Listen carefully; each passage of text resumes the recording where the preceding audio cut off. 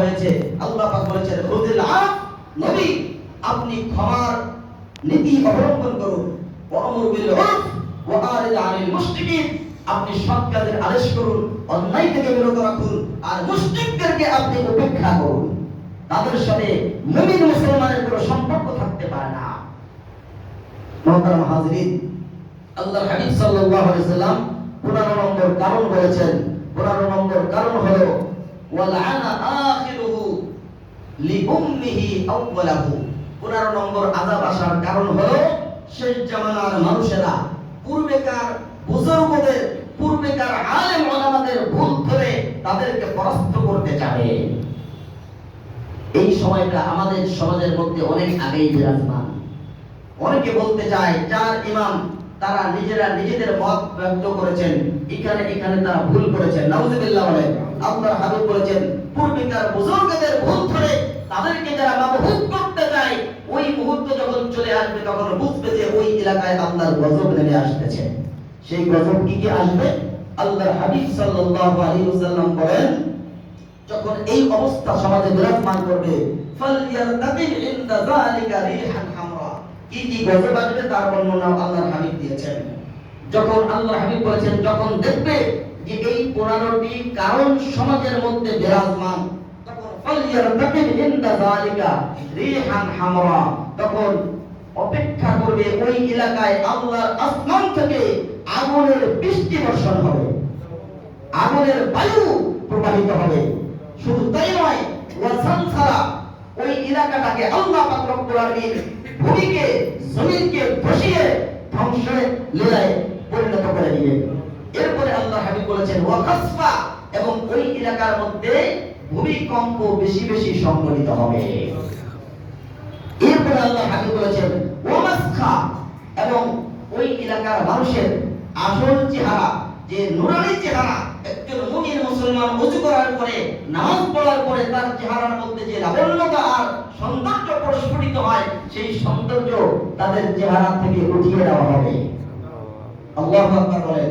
এরপরে আল্লাহ হাবিব বলেছেন ওয়াকাসফা, এমনকি আল্লাহ পাক রব্বুল আলামিনের ক্রোধ যদি বেড়ে যায়, তাহলে আল্লাহ পাক রব্বুল আলামিন ওই এলাকার মধ্যে পাথরের বৃষ্টি নাযিল করতে পারেন। এই ক্ষমতা আল্লাহর আছে কি আছে নাকি বলেন? আগুনের বৃষ্টি, পাথরের বৃষ্টি, বায়ুর মধ্যে আগুন, জমিনের মধ্যে ভূমিকম্প। এই যে আল্লাহ পাক রব্বুল আলামিন কিছুদিন আগে তুরস্কের মধ্যে যে ভূমিকম্প দিয়ে তছনছ করে দিয়েছেন মুহূর্তের মধ্যে, পৃথিবীর পরাশক্তির কোন শক্তি এই ভূমিকম্প প্রতিহত করার মতো ক্ষমতা কারণ আছে কি বলেন? আছে? কারণ নাই। এই সমস্ত গজব থেকে যদি বাঁচতে হয়, এই যে 15টি কারণ, এই কারণ থেকে আমাদেরকে বাঁচতে হবে। এরপরে আল্লাহর হাবিব শুধু এই গজবের কথা বলেই শেষ করেন নাই। আল্লাহর হাবিব বলেছেন সুম্মা আয়াতান তাতাবু কানিজামিল বালি কুতিয়া সিলকাহু। আল্লাহর হাবিব বলেছেন এই যে আযাব আর গজবের কথা বলা হলো, এই আযাব আর গজবের পরে আল্লাহ পাক রব্বুল আলামিন নতুন নতুন কিছু গজব জমিনের মধ্যে নাযিল করবেন। সেই গজব যখন নাযিল হওয়া শুরু হবে, আল্লাহর হাবিব বলেছেন কুতিয়া সিলকাহু, একটি পুরাতন তসবিহ বা মালার সুতাটা যদি কেটে দেওয়া হয়, এই সুতার মালা কেটে দেওয়ার পরে দেখবেন তার তসবিহ, তার দানা একটার পর একটা পর পর পড়তেছে। ঠিক কি না বলেন? আল্লাহর হাবিব বলেছেন যদি কোনো এলাকার উপরে আল্লাহ রাগান্বিত হয়ে যায় তাদের অন্যায় আর অশ্লীলতার কারণে, আল্লাহ পাক গজব এমন ভাবে দিবেন একটার পর একটা, যেমন তসবির দানা একটার পর একটা পড়তে থাকে, আল্লাহ পাক ওইভাবে একটার পর একটা আযাব আর গজব সেই এলাকায় দিয়ে এলাকাটাকে ধ্বংস করে দেয়। এই সমস্ত আযাব আর গজব থেকে আমাদেরকে বাঁচতে হবে কি হবে না কি বলেন? বাঁচার দরকার আছে কি আছে না? এলাকার মানুষের সচেতনতা যদি না বাড়ে, অচিরেই অপেক্ষা করতে হবে। আল্লাহর নবীর কোনো একটা কথা মিথ্যা নয়। আল্লাহ পাক রব্বুল আলামিন তার হাবিবের মাধ্যমে জানিয়ে দিয়েছেন। আমরা যদি সংশোধন না হই, আল্লাহ পাক রব্বুল আলামিন বলেছেন যাহারাল ফাসাদু ফিল বাররি ওয়াল বাহরি বিমা কাসাবাত আইদিন নাস। আমি তো কোনো জাতিকে ধ্বংস করতে চাই না, আমি কোনো জাতির উপরে গজব নাযিল করতে চাই না, কিন্তু যদি কোনো এলাকায় গজব নাযিল হয়, এটা তাদের হাতের কামাই। জলে এবং স্থলে যা কিছু সংঘটিত হয়, ফিল বাররি ওয়াল বাহরি বিমা কাসাবাত আইদিন নাস, মানুষের হাতের কামাই, তাদের অন্যায় অশ্লীলতার কারণে এই আযাব আর গজব আসে। আল্লাহ পাক আযাব গজব দিয়ে ধ্বংস করতে চান না। আল্লাহ পাক বলেন লিইউযীকাহুম বা'দাল্লাযী আমিলু লা'আল্লাহুম ইয়ারজিউন। আমি চাই যে আমার আযাব গজবের ভয়ে যেন মানুষ আমার দিকে ফিরে আসে। কার দিকে ফিরে আসতে হবে? আল্লাহর দিকে ফিরে আসতে হবে। আমরা যদিও আল্লাহর দিকে নিজ ইচ্ছায় ফিরতে না চাই, একদিন ফিরতেই হবে। কুল্লু নাফসিন যায়িকাতুল মাউত সুম্মা ইলাইনা তুরজাউন। আল্লাহ পাক বলেন প্রাণী মাত্রই করতে হবে। মৃত্যুর পরে কোথায় যাইবা? মৃত্যুর আগে যদি আমরা আল্লাহর দিকে ফিরে আসি তাহলে আমাদের নাজাতের ব্যবস্থা হয়ে যাবে। আর মৃত্যুর পরে যদি আমরা ফিরতে চাই, নাজাতের পথটা আল্লাহ পাক রুদ্ধ করে দিবেন। ঠিক কি না বলেন? এজন্য আগের থেকেই ফিরতে হবে। মৃত্যুর পরে ফিরলে চলবে না। মৃত্যুর আগেই যদি আমরা ফিরতে পারি, যদি মনে করি আল্লাহর হাবিব বলেছেন সাল্লু ক্বাবলা আন তুসাল্লা আলাইক। আল্লাহর হাবিব ছোট্ট একটি নসিহত করেছেন, উম্মতেরা শোনো, সাল্লু নামাজ আদায় করো, ক্বাবলা আন তুসাল্লা আলাইক তোমার উপরে নামাজ কায়েম করার আগে। এই কথার মাহাত্ম্য কি? সারা জিন্দেগি আপনি নিজে গোসল করেছেন, কিন্তু একদিন এমন আসবে আপনার হাত পা পড়ে যাবে, আপনি গোসল করতে পারবেন না, কারণ আপনার রূহটা নাই। সেদিন আরেকজন গোসল করাই দিবে।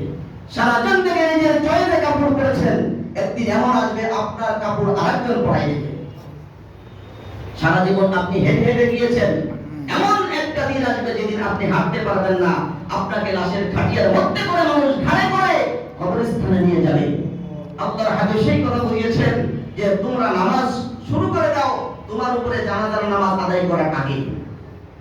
সংশোধন হতে হবে, আগে না পরে। কি বলেন? ভালো হয়ে যেতে হবে, মরণ আগে না পরে। মৃত্যুর আগেই সংশোধন হতে হবে। মৃত্যুর গড়গড়া যদি কারোর চলে আসে, আর ওই সময় যদি বাইতুল মুকাররমার কাবা শরীফের ইমাম সাহেবকে এনেও বলেন যে হুজুর আমার বাবাকে তওবা পড়াই দেন, ওই তওবা পানি যেমন ফলকমের নিচে যায় না, ওই তওবা আল্লাহ পর্যন্ত পৌঁছায় না। তওবা করতে হবে আগেই। ঠিক কি না বলেন? আযাব এবং গজব থেকে যদি বাঁচতে হয়, এই সমস্ত অন্যায়, অপরাধ, গান বাজনা, মদ, জুয়া, অশ্লীলতা থেকে আমাদেরকে ফিরে আসতেই হবে। যদি এখন না আসি, আসার সময় আসবে যখন আল্লাহ পাক আজরাইলকে পাঠিয়ে দিবেন। আল্লাহ পাক আমাদের সকলকে মৃত্যুর আগেই সংশোধন হয়ে পূর্ণ মজবুত ঈমান নিয়ে দুনিয়া থেকে বিদায় নেওয়ার তৌফিক দান করেন। আল্লাহর সন্তুষ্টি অর্জন করে আল্লাহ পাক রব্বুল আলামিনের জান্নাতের অধিবাসী হওয়ার তৌফিক দান করেন। সমাজ থেকে সকল অন্যায় অনাচার যেন আল্লাহ পাক নিজ কুদরতিভাবে দূর করে দেন। সকলে বলি আমিন। ওয়া আখিরু দাওয়ানা আলহামদুলিল্লাহি রাব্বিল আলামিন। সুন্নাত করে না জানা কারণ মাওলানা জুমা সুন্নাত করে